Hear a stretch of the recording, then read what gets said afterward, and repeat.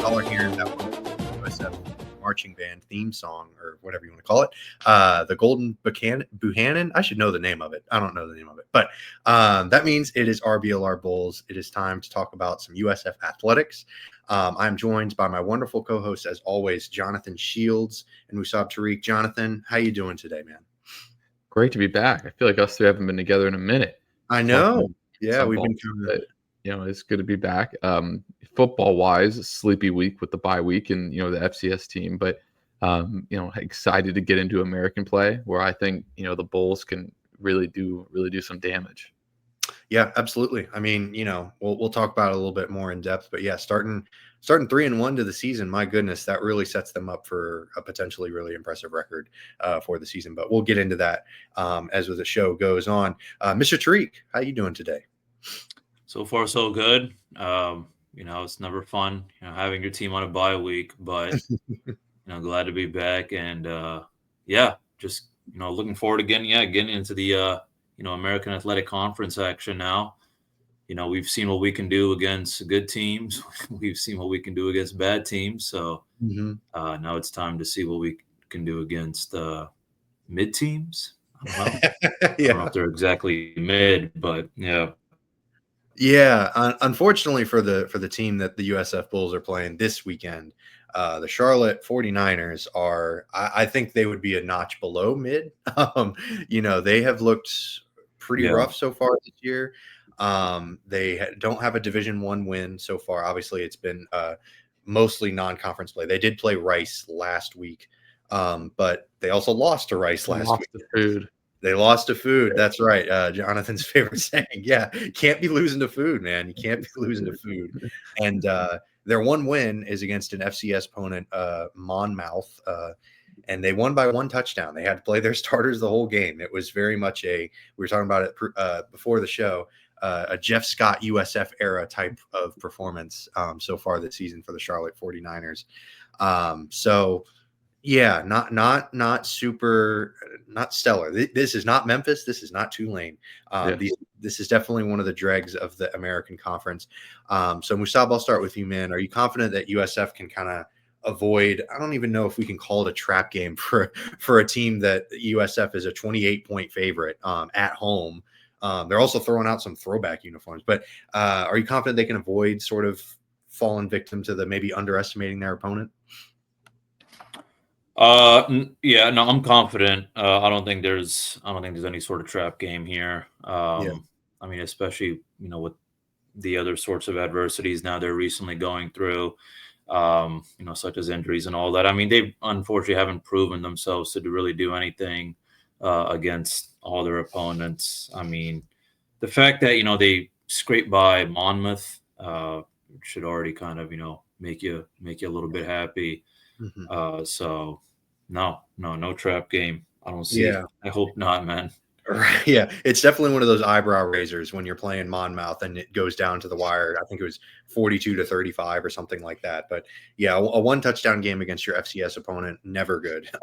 Never a good sign. Jonathan, how about you, man? What are your thoughts on USF's chances against Charlotte, just trying to avoid that sort of sinking trap game?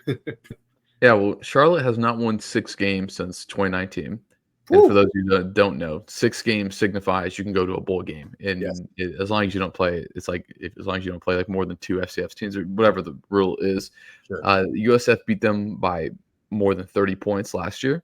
USF is better this year, kind of simply put. They have more competitive depth. And I would argue like North Texas is really good. Memphis beat an SEC school. I mean, I don't care if it's I mean, obviously USF beat an SEC school, but I don't care if it's Arkansas. I don't care if it's Vanderbilt 2 years ago. Obviously Vanderbilt's good now. If you beat those kind of schools, you got that kind of depth in players to do it. USF has those kind of players. Charlotte does not. So this hopefully there's a good crowd. Friday night national televised game.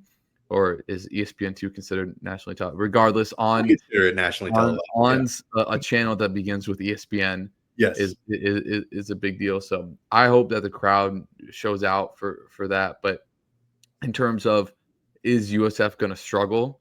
Frankly, no. When you look at what they have given up and what they've done, when you score only 11, 3, and 17 points against teams that are not in the FCS. Not great. And we're talking about a USF team that held Florida to under 20 points and held obviously played well against Boise State, and then I think Miami might be one of the 3 best teams in the country. So, held their own there to say the least. But long-winded way of saying I think USF has a nice, easy kind of start into conference play on Friday. Yeah, I don't think they could have an easier start to conference play, to be quite honest with you. Charlotte, like I said, that this might be the worst team in the American Conference. So really nice sort of soft landing for their start to conference play for sure. And speaking of Charlotte, we'll do a little bit of digging into them because they're still a Division I team. So there's something there. I don't know if it's a lot, but the big news for them is dual threat star, I guess, quarterback Connor Harrell tore his ACL this past weekend against Rice. Not great news, especially for an offense that has already been struggling. So Duke transfer Grayson Loftus, very much more of a pocket passer, not nearly as mobile as Harrell. He is the new quarterback. He is their new starter. He came into the game against Rice up and down, a little bit tough. And so that's kind of a big storyline to watch for Charlotte going into this weekend. But Jonathan, were there any other things that you're kind of looking for, maybe players to watch or storylines to watch for Charlotte specifically? Well, I think you hit the biggest one, nail on the head. Anytime a team loses their quarterback, 80% of the time, it's not great. Sometimes you see it where the backup ends up kind of meshing better than the starter did, but not, Charlotte, even though they're one of the not as great teams in FBS, like those coaching staffs have been watching this guy since the spring, and like you said, Loftus, not only was he at Duke, he played at Duke when he was a freshman. He threw 8 touchdowns his freshman year. But they have a few receivers, Javen Nicholas, who had a 100-yard game versus Rice. And look, again, we say obviously Charlotte has talent. When you look and before the show, I always like going up and down their roster and seeing how many kind of D1 transfers, high major D1 transfers do they have. Charlotte has their fair share of them. You know what I mean? Like they have transfers from Duke, they have other teams from high major schools. But in terms of we were talking about I don't love their odds against USF, but in terms of other guys that can stick out. Like I said, Javen Nicholas is another guy, and they got 2 receivers that average more than 12 yards of reception, which is for that stat can be a little bit misleading sometimes. That means they're a pretty significant deep threat. Anytime you're in that 12 to 15, I've even seen as high as like 18 yards per catch. That means you're a threat to go vertically down the field, like we've seen with a lot of USF's receivers through the first 4 games. So that would be kind of the path for Charlotte to beat USF. It's kind of like we've talked about for USF to beat Miami. Now it's kind of the other way around where Charlotte has to do those things to beat USF, and those things are hitting on some explosive plays and I'll play devil's advocate here. Like we've already talked about, Loftus is more of a natural throw of the football than Harrell is. Harrell's that dual threat that Charlotte has. Maybe this just opens up Charlotte's vertical passing attack, right? Yeah. So if we're looking at ways for USF fans to be cautiously optimistic, it's that that this new quarterback just brings a different dynamic to the offense, which is the vertical passing game more consistently. But USF is really good in their back 7. It starts with their linebackers and trickles back to their safeties and corners. So I'm not overly concerned about that. But like I said, to play devil's advocate, that would be a way that I think that with the new quarterback with Loftus could be a way to for success for Charlotte. Yeah, absolutely. I mean, they've got those 2 wide receivers. I think Javen Nicholas was one of them, and then Jai Mason. Apologies to him for the mispronunciation, perhaps, of his first name, but he was ridiculous against Monmouth, against an FCS team. So I don't want to put too much heft into that, but he had over 200 receiving yards. That's not nothing. It's not necessarily something, but it's also not nothing. It's not something to just totally dismiss. So I thought that was really interesting. But Musab, are there any other maybe players to watch for Charlotte or any storylines that you're monitoring? Well, I mean, first of all, yeah, I mean their run game is not good at all. I was gonna say dog crap, but actually, I will say dog crap. It really is bad. I mean, the best competition I think they had was against UNC, and I think they had, I don't know, man, they only had like chump change for, rushing yards. You know what I'm saying? Sure. It's 88, rushing yards per game. They're, ranking near the bottom of the FBS. I think they're like 129th or something. You know what I'm saying? So on top of that, now, they got their lead back. Henry Rutledge is out. But the big thing, though, that I'm, kind of, curious to see is, how does Byron Brown take advantage of the fact that I don't think they're able to contain dual threat quarterbacks. For example, looking at quarterback Jenkins from Rice, I mean, he was able to kind of get some big plays in the passing game and the run game. So that's probably the other thing I'm looking at. But on top of that, no, Javen Nicholas is probably the big person to watch, But Ejai Mason, I mean, other than that 200-yard game, Right. he hasn't been that consistent, with tougher matchups. But I mean, how tough is Appalachian State? But anyways, that's another story. So those are the other things I'm looking for. I'm looking for, I think, I'm forgetting his first. I think James Chenault and Deshaun Rucker, both of our cornerbacks. I mean, if they can lock down, the UF receivers, I don't see why we can't do the same, against Charlotte. I mean, at this point, the only thing is I just feel like Charlotte might get away if we play a little sloppy here and there, or they get a couple trick plays going on. But that's it. Yeah, and that kind of is a nice segue to some players to watch for USF. I think James Chenault and Deshaun Rucker, the transfer from Tennessee, they're both pretty solid. And like like Jonathan was saying, that USF back end of their defense is pretty good. It's not exactly the Legion of Boom Seahawks or anything, but it's pretty solid, especially for this level of play, especially for the American Conference. They are more than adequate. They're very, very good. So obviously those two guys. But there's some other players to watch for USF. I think a big one for me is Jonathan Eccles, the tight end. He was the 4-star recruit. We talked about him a lot before this FCS matchup against SC State last weekend. Just seeing if he would get some playing time, and he did so with the starters. And Wyatt Sullivan, an FAU transfer, has sort of been in and out, hasn't really been as much of a participant in this offense as I think maybe people anticipated. So I'll be curious to watch Jonathan Eccles, especially in this weekend, because it's Charlotte. They could jump out to a big lead. And, Jonathan Eccles is one of those guys that they maybe see as more of a long-term starter, because it's still only his second year as a member of this USF Bulls football team. But Musabi, I know you mentioned James Chenault and Deshaun Rucker. Were there any other guys that you were looking for players to watch for USF going into this game against Charlotte? I mean, I don't want to, kind of just take Johnny's guy, because I feel like, how could he not bring up Mac Harris? Our defensive star. So, I think he's going to have an absolute game. But other than him, Mac Harris, Nimrod, looking at our, DBs with Chenault and Rucker. I think it should be an entertaining game for us, of course, but I guess just another warm-up kind of game for us in the Atlantic or American Athletic Conference. I always say Atlantic for some reason. I don't know why. That's all right. Hey, it's a different thing entirely. But absolutely. Chaz Nimrod, he's been electric to start this season. Another Tennessee transfer, surprise from Alex Golish, but only the 5th player in USF history to record consecutive 100-yard receiving games. The record is three straight 100-yard receiving games in USF history. Andre Davis holds that current record, USF legend. And I don't really see anything stopping Chaz Nimrod. Not that Charlotte has gotten run over or anything, but giving up 35 points to Monmouth, and then they got 20 dropped on them by North Carolina and 28 by Rice. That's brutal. That's not great defensive play. So no reason to see that Chaz Nimrod maybe not tie that record from Andre Davis. So that's something to watch for sure. But Jonathan, were there any other players that maybe we haven't discussed or brought up for USF that you're going to be looking for?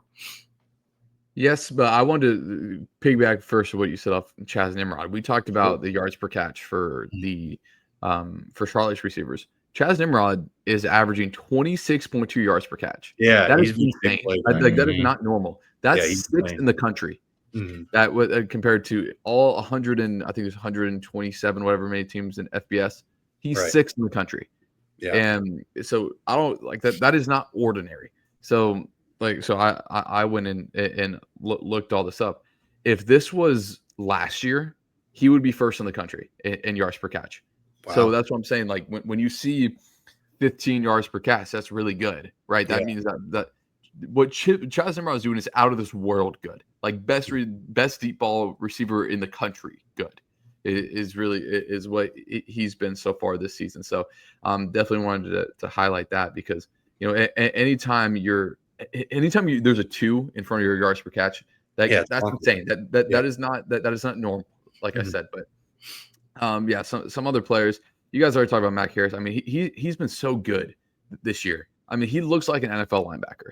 Yeah. When you watch him play, and then obviously USF has been not running back by committee, but there's a lot of guys that will get their carries. I really like Isaac, who's been really good this year. And we talk about when I look at these receivers, I look, yards per catch is a good one for receivers. Yards per carry is big for running backs, and he's at 5.8 yards per carry. That's that is top tier. And if he continues out there the whole year, I guarantee you he'll be one of the best backs in the American. And again, Golish does a really good job at splitting up those carries. I mean, USF has 3 guys with 12 or more carries so far. Or technically 4 if you count Byron Brown, but 3 backs that they'll rotate in. And Isaacs has been far and away the best by yards per carry average, and I would only expect that to go up. So anytime you have a 5.8 yard per carry and your long is only 49, that just means it's not like inflated by one run, which sometimes is going to happen earlier this year. He's consistently moving the pile. He's a strong, powerful runner. So there's a lot of really good players on this USF team. Nimrod and Brown obviously take the cake nationally, maybe, and even with us at first. But like you said, you mentioned the tight end. There's a ton of really good players on this offense that I hope to see a lot of them get going on Friday. Yeah, and I love that you brought up Isaac because he was a kind of a underrated jewel in last year's recruiting class in their freshman group. I think that he's kind of gone under the radar quite a bit, but and he's a bit of an undersized fellow for a running back. Like I think he's 5'8", 5'9", a little bit on the skinnier side, but yeah, he packs a punch. Like for a guy to be as shifty as he is, but still have the ability to kind of, like you said, get in there and move the pile and run in between the tackles. It's really impressive, and it's really important for an offense like USF to have multiple running backs because they run that turbo pedal to the metal type of offense where they basically shift a different running back for every drive. Like you saw it with the SC State game. You've seen it in previous games. It's him, Cartavius Norton, who's very much a power back. He is not – you line him and Alvin Isaac up on a race, Cartavius Norton's probably not winning that race. But he has a lot of different ways to beat you as well. And then Sam Franklin being that third guy. All 3 of them can be very, very good. And they need that running back by committee because, like I said, they had it last year with Tayron Keith and then Naquan Wright and then the main guy. Oh goodness, how am I forgetting his name? Kelly Joyner, and he was great. Like Kelly Joyner was their feature guy, but they had 2 other guys that were pretty darn good too. I think Naquan signed with the Colts in this offseason in their practice squad or something. But regardless, USF loves that running back by committee approach, and it's going to be really huge to see them go out there and do their thing. And then one last thing before we move on to some keys to victory and whatnot. I did want to focus on the defensive line because Charlotte got lit up last week. They gave up 6 sacks to Rice, and that's not good. So Michael Williams the second, Rico Watson the third, DJ Harris, they are all going to have massive, massive games. Those are guys to watch because they're on that defensive line, and they're already pretty solid. Like that's a really good group of pass rushers, but man, they could really have their way with this Charlotte offensive line because they just haven't looked great. And now they have a really he's obviously, I don't want to say he's immobile. He's not Tom Brady, but he's definitely not Connor Harrell. Connor Harrell was very much moving around in the pocket, almost that 6th offensive lineman that you hear about when you talk about mobile quarterbacks. And they don't have that anymore. They have a very, very statuesque quarterback. He's going to be standing in the pocket, and that's it.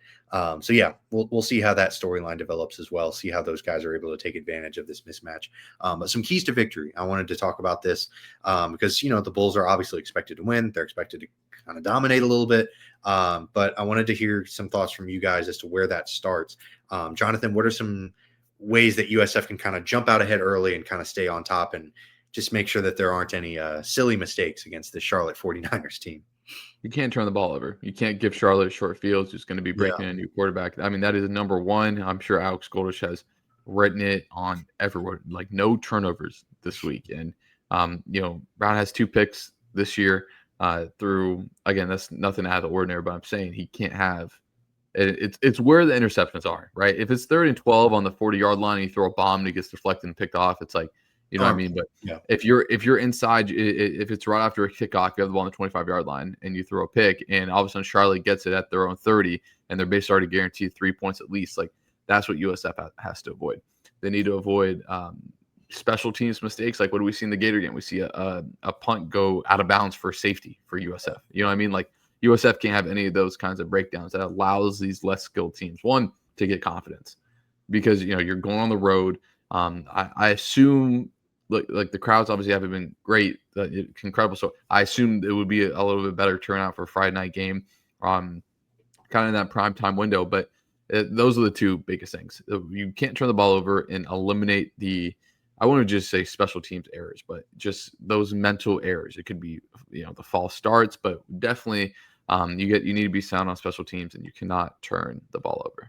Yeah, I mean, I think we saw it, and Musab and I can speak to this especially, but that Bucks game this past weekend, baby. Oh, Lord, you know. These special teams mistakes can bite you. So yeah, absolutely. I mean, as long as the Bulls, I almost called them the Bucks. As long as the Bulls, right? Yeah, as long as the Bulls are taking care of business on special teams, then you know, no problems there. But yeah, like you said, it's those backbreaking turnovers. I mean, again, going back to the Bucks, Baker Mayfield in the red zone, like throwing a pick, that's tough. And yeah, Byron Brown can't be doing that. You know, he can't be throwing in these risky passes. You got to take care of the ball and all that stuff. So yeah, that's absolutely a huge thing. And yeah, just getting the run game going because, like we've mentioned before, like Musab's talked about with Rice and their quarterback Chase Jenkins, USF has the potential to run like for 200 plus yards this game. This could be a huge coming. I don't want to say coming out. They've already kind of arrived with the Florida and the Boise State games, but this could very much be like let's just hand it off to Alvin Isaac or let Byron Brown run some read options, and then they'll just go crazy because this Charlotte defense has proven that they are struggling in that area. So yeah, getting the run game going, Alvin Isaac and Cartavius Norton being the two main focal points in that running back room. But yeah, just making sure that's getting going as well. That winning that matchup in the trenches is going to be huge. But Mr. Tariq, anything else that could be the key to USF winning this game or anything like that? Keys to victory? You know, the thing is, the only key is, you know, just not shooting ourselves in the foot. Because, I mean, you know, you look at everything, strengths, you know, on each end. And I feel like, you know, we outpowered them in every single way. You know, D-line, O-line, wide receivers, quarterback, everything. So the biggest thing I'm looking for is, just not playing sloppy. I mean, every single play matters. And the big thing I'm looking forward to is, just, you know, dominating the run game as well. You know, I like our tempo pace. And on top of that, I mean, Byron Brown, I think, is going to be, if not a bigger threat compared to Chase Jenkins to Charlotte. So, you know, it's kind of just fire on all cylinders immediately. No need to underestimate the competition, make smart plays, but, you know, also keep an eye out for those trick plays as well. I mean, I feel like it is one of those games where, you know, if I was on, you know, Charlotte's side, I would think about, you know, doing a couple of those kind of things just because that's probably the only way they may get things going. So those are probably the two big things: run game and just, you know, not the sloppy plays, and watch out for the penalties. This game is all about just playing smart football, really. I mean, this is just a next step up from the SC State game. Yeah. I mean, it's a bit of a step up, but not nearly as wide as I think people would imagine for a D1 school. And yeah, I love the mention of the trick plays because. And I'll throw this right back at you, Musab. How much of, like, I hate to be so dramatic about this, but like Charlotte has already played UNC. They've already played their rivalry game, so to speak. So this could be like their game of the year. Like this could be kind of their Super Bowl, so to speak. So how much does that play into like maybe them going real deep into the playbook? You know what I mean? Like running some fake punts, running flea flickers, that kind of thing. How much of a factor do you think that plays into it? Oof. Not that much, to be honest. One thing I am kind of curious to see, not that it really matters too much, but Cartavius Norton transferred from Charlotte, if I'm not wrong. That's right. Yeah. So, you know, I feel like, you know, he's got something to prove. I mean, can you imagine, you know, like having a bad game to a team you just left? You know, it's just like, then, you know, what was the point? You know what I'm saying? Right. Not that USF is going to lose, but Of course. But that could be I feel that's like, bulletin board material, right? yeah, That's a way to pick exactly. yourself up against a very inferior, on paper, very inferior opponent, is saying, "Oh, I played for this school, and now I'm here at USF. And Let's that's go out why, there." yeah, you Yeah. rack up a couple, 100 yards or something, and Mhm. that's why I left Charlotte. That's right. That's right. Yep. Yep. You can go in that press conference and say, "Yep, that's why I don't that's blame why." him. I mean, yeah, the offensive line is atrocious. Yeah, no, for Yeah, sure. Seems like a rough situation for all involved over there in Charlotte. But Jonathan, how about you? Do you think that the magnitude, quote unquote, of USF maybe plays into Charlotte opening up their playbook a little bit more with some trick plays? Yeah, for sure. And again, I think the new quarterback, and like I'm not going to act like I'm some expert on their backup quarterback, but Of from the course. overline stats, you could just tell, like you said, he's a pocket passer now, and that allows you to open up the deep ball more, right? Could you see a flea flicker, right, and try to catch USF sleeping? But if we're thinking about this, USF thinking about it, right? So I think they'll be well prepared for some of it. But is it a situation like what USF did against Boise, where we see a fake punt inside their own 40-yard line? Maybe, right? Especially determines how the game's going. If USF's only up 3-0 after the first quarter or something like that, they get off to a slow start. So yeah, I mean, for sure, like Charlotte is a program. Like I said, they haven't even been to a bowl game in almost 6 years. So Right. anything to get a marquee win, and thankfully USF is in the position where they are a marquee win in the Yeah, American Conference. exactly. So yeah, there is nothing I wouldn't put past the Charlotte staff to throw out there in Ray J on Friday night. Yeah, and yeah, that's a great point. Is that, yeah, USF is in the spot, fortunately, now where they're going to be some of these teams like big games of their year, because they're getting all the national attention. They're kind of the cute little favorite from the little group of five conference. Like they're one of the favorites to make the college football playoff out of the group of five. So it's going to be really fascinating to see how that narrative and how that kind of mentality of like, oh, this is our chance to play spoiler, that kind of thing. We saw it this past weekend in baseball, the Miami Marlins playing spoiler for the New York Mets, that kind of thing. So yeah, it's exciting for them. And I'm sure that'll play into how aggressive they are with their play calling and maybe playing up on some fourth down decisions where maybe they would be a little bit more passive. So yeah, that's definitely going to be something to monitor. And yeah, so we'll see. We'll see how USF is able to do in their football ranks this weekend. So before we get into the rest of the USF athletics world, I wanted to get some predictions for this weekend. I'll throw mine out there first. I think USF takes care of business, and I think it'll be a 49-10 victory. I don't think it'll be particularly close. Musab, Tariq, who you got winning and by how much?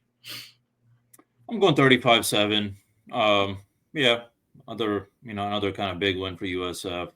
I don't think Charlotte will be able to get much going on. I mean, they're dealing with a lot. I mean, so it's, I don't blame them. They're already not good. So,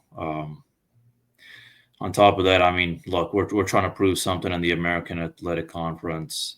So might as well fire on all cylinders, kind of make some noise. And, we still out here trying to get the respect, of the nation, or, the AP top 25 rankings and all that. So, scraping by or just beating Charlotte by a little bit won't do that. So I expect a big win, of course. I don't see why we can't get it. Yeah, absolutely. Yeah, I don't see any reason why they wouldn't be able to take care of business here either. 35-7. Yeah, that's a solid one. How about you, Jonathan? Who you got winning and by how much? Yeah, I got USF 38-13. I just think after the bye week, you tend to come out not a little bit slow, but not as sharp, right? So, but I think from the second to the fourth quarter, USF is going to be pretty much in control.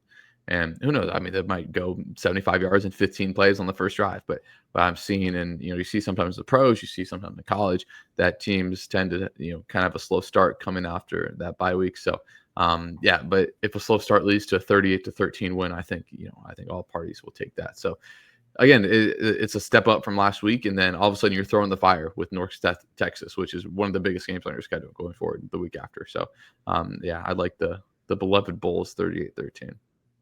Cool. Yeah, go Bulls. Go Bulls, baby. Yeah. So hopefully we'll be coming back next weekend or next week, with a victory show.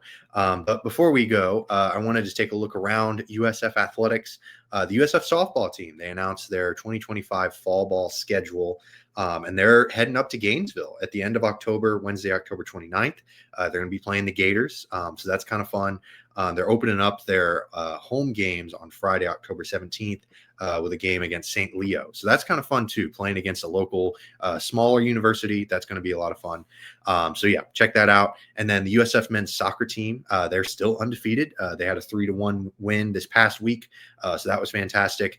The USF women's soccer team, they tied with Tulsa, and they're off until October 9th. Their conference record 2-1-1 with the tie. And then their volleyball team, they're continuing to cook. They defeated ECU 3-1. They won 3 straight conference home matches. That is really impressive. They also had that big win against FSU. Their rest of the season schedule is all conference games. And their next one is this Friday, October 3rd, 6 p.m. They're playing at Temple up in Pennsylvania. So yeah, that should be a lot of fun. Keep monitoring those USF athletics because, hey, the football team's playing great, but they've got a lot of really other fun stuff going around too. So definitely check that out. We really appreciate y'all for tuning in. We're coming in towards the end of our episode. Hit that like and subscribe button if you liked what you heard. You can also give us a follow at RBLR Sports or at RBLR Bulls. We'd really appreciate it. Thank you to my 2 lovely co-hosts for making my job incredibly easy. Really appreciate it. And we'll be back next week, regardless of the result of this football game this weekend or this Friday. But until then, we'll see y'all next time. And as always, go Bulls. Go Bulls. Go Bulls, baby.